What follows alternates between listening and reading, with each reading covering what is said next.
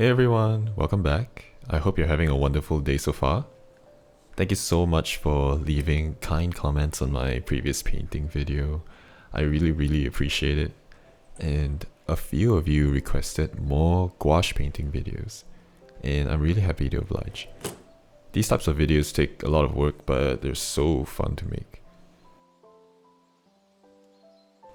Today, I'll be painting from a photo that I took a few weeks ago.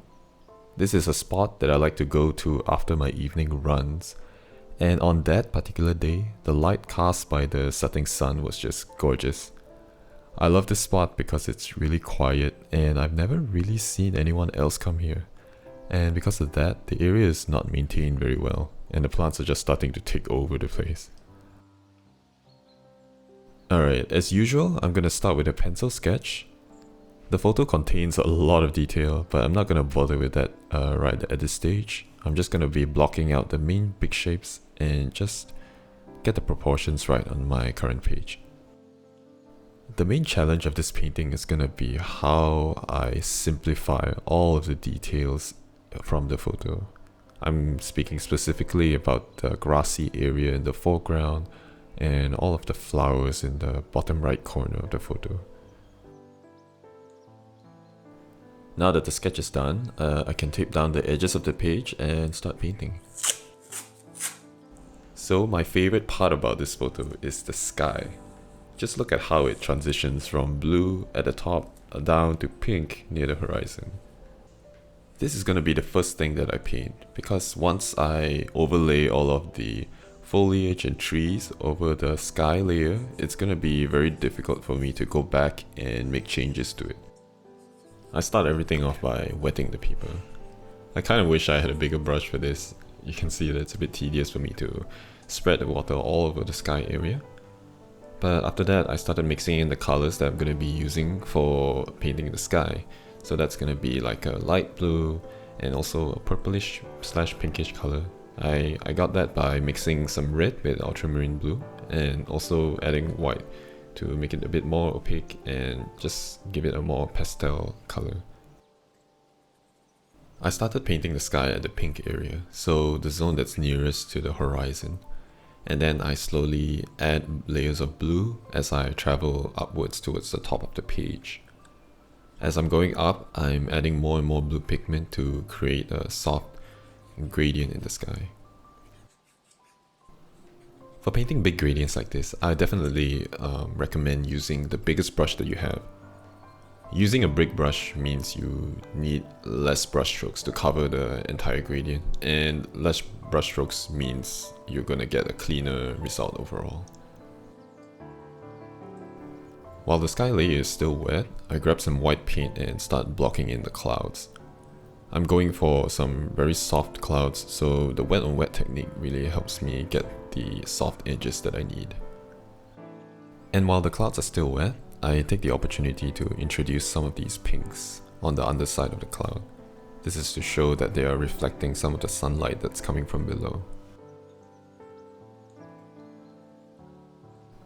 And once the sky layer has dried up a bit, I go in again with some white paint to get like harder edges on this cloud up here.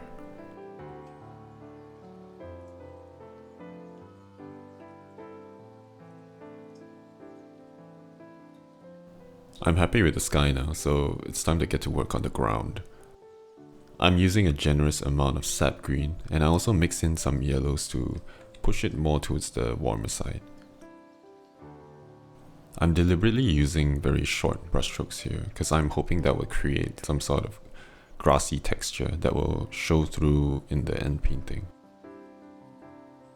I fill up most of the white space with this green, except for the little path area in the middle.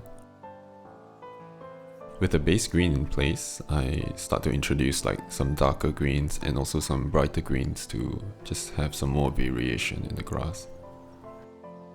At this point, I'm still using vertical brushstrokes. My hope is that once I layer enough of these brushstrokes on top of each other, it will start to look like grass.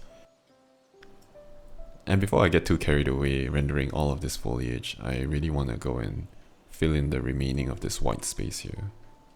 I'm adding a little bit of yellow ochre to this pinkish mixture I already have on the palette, and I'm just gonna paint over the white areas.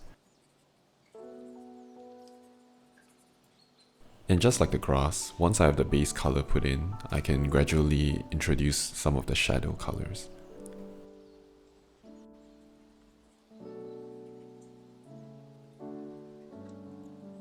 At this stage of the painting, I'm ready to paint in the two trees on the left side.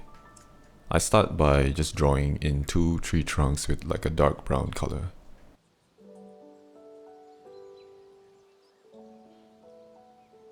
The leaves are a bit more tricky. I need to mix this very specific kind of green, like a dark green but also slightly warm and not too saturated.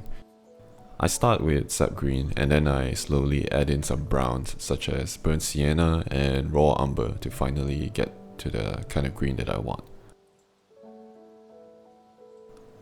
I paint the leaves using the tip and the side of my round brush. I'm dabbing in a very random manner so that the tree still looks organic in the end. I'm also leaving a lot of spaces in between the leaves so that some of the sky can just peek through. This will give the tree a bit more of an airy feel. Once I have the main silhouette of the tree blocked out, I move on to a smaller brush so that I can start painting in the smallish leaf shapes. I also try to introduce some hue variations, such as some bluer greens and also some browner greens, to make the tree just look a little bit more interesting. Now I begin painting the foliage further in the background using a lighter version of the previous color.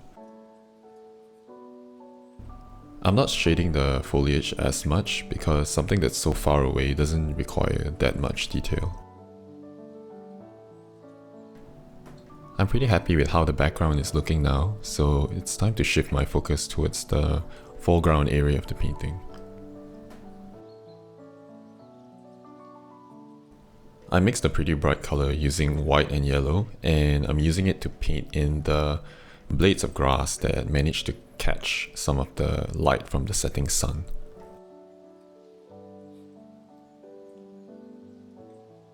Then using a purer form of white, I start painting in the flowers that occupy the bottom right of the painting.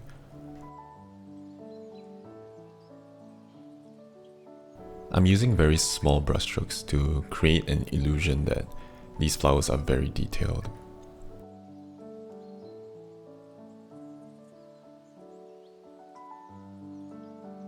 I started with just one flat shade of white, and once the main shapes are in place, I gradually introduce brighter and darker colors to do the shading. Once I'm done with the flowers, I begin to lay in the shadows. I feel like painting in shadows really helps to bring the whole painting together. All of the elements that feel like they were once floating just start to appear more grounded. And also, adding shadows just help to boost the contrast in any given painting. Now for the final piece of this painting, the tall foliage that's on the right side of the photo. I'm using the thinnest brush that I have, and I'm holding it like I would with a pencil, and just drawing these thin lines from top to bottom. I had to be careful to maintain a pretty consistent line weight for each one of these stems.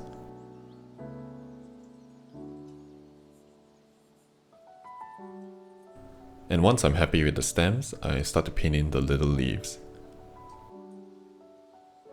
I'm not trying to be too precise. All I'm doing is painting random green spots on top of the stems.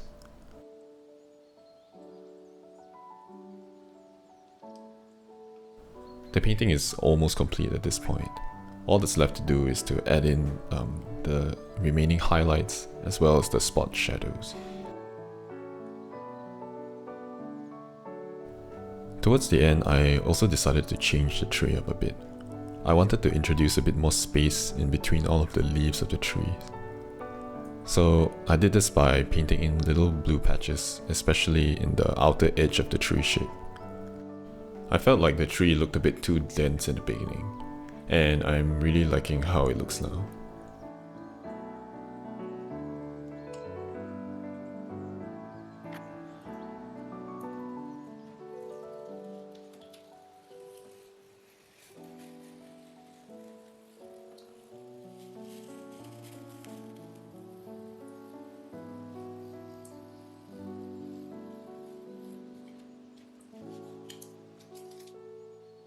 Here's the finished painting. I hope you liked the video. If you want to see more paint-alongs like this, do subscribe to the channel. And with that said, I hope all of you have a nice day, and I hope to see you all next time. Bye bye.